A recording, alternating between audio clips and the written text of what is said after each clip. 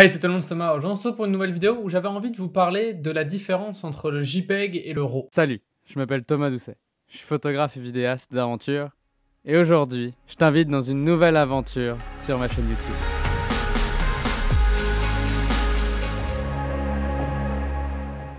Alors, si vous êtes photographe novice, il se peut que quand je vous dise RAW, ça vous parle pas du tout et que ça n'a absolument aucun sens ce que je suis en train de dire pour vous. Qu'est-ce que c'est que du RAW? Le JPEG, ça va peut-être vous parler, vous savez que c'est le format de vos photos. Et ben le RAW, c'est un format de photo un peu différent. Le RAW, c'est comme si toute l'information était stockée dans un pixel, alors que dans le JPEG, il y a uniquement que ce que vous voyez. Le RAW, tout simplement, ça va être un moyen pour vous de tirer des fichiers qui vont vous permettre beaucoup plus de flexibilité au traitement de votre photo, que ce soit pour aller changer la balance des blancs, que ce soit pour ajouter, retirer du contraste, de la saturation, jouer un petit peu plus avec vos hautes et vos basses lumières.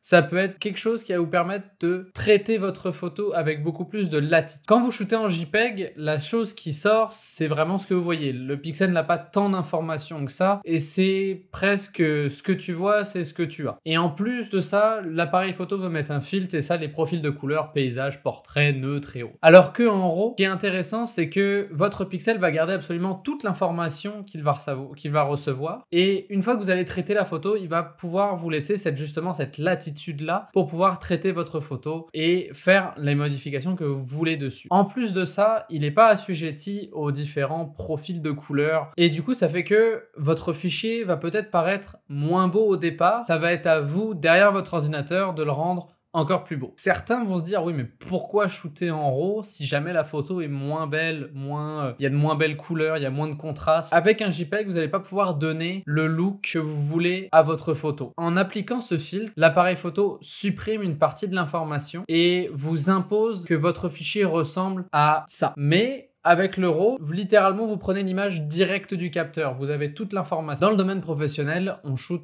quasiment tout le temps en RAW pour cette flexibilité-là. Et souvent, ça peut te rattraper de beaucoup d'erreurs, des fichiers surexposés ou sous-exposés. On se rend compte que des fois, on peut aller chercher un peu plus de plage dynamique sur notre photo. Pour ceux qui ne savent pas ce que c'est que la plage dynamique, c'est l'attitude entre le point le plus sombre et le point le plus clair de l'image. À quel point vos ombres sont sombres et vos hautes lumières sont lumineuse et très exposée. Donc pour ceux qui shootent au départ, vous allez vous dire bah, ça n'a aucun intérêt, je vais continuer comme ça, de toute façon c'est pour moi. Mais si jamais vous avez envie d'amener votre travail photographique à un autre niveau et commencer à développer votre œil en pensant à la retouche et au traitement de votre photo directement à la prise de vue, vous allez savoir comment mieux exposer votre photo. Vous allez savoir ce que vous aimez, ce que vous aimez moins. Et ça va vous permettre de vous développer vous en tant que photographe en ajoutant une nouvelle corde à votre art qui va être le traitement photo. Un des majeurs points faibles du RAW, c'est que en gardant toute l'information par pixel, on se retrouve avec des fichiers qui sont beaucoup plus volumineux. C'est un souci pour ceux qui ont des problèmes de disque dur, mais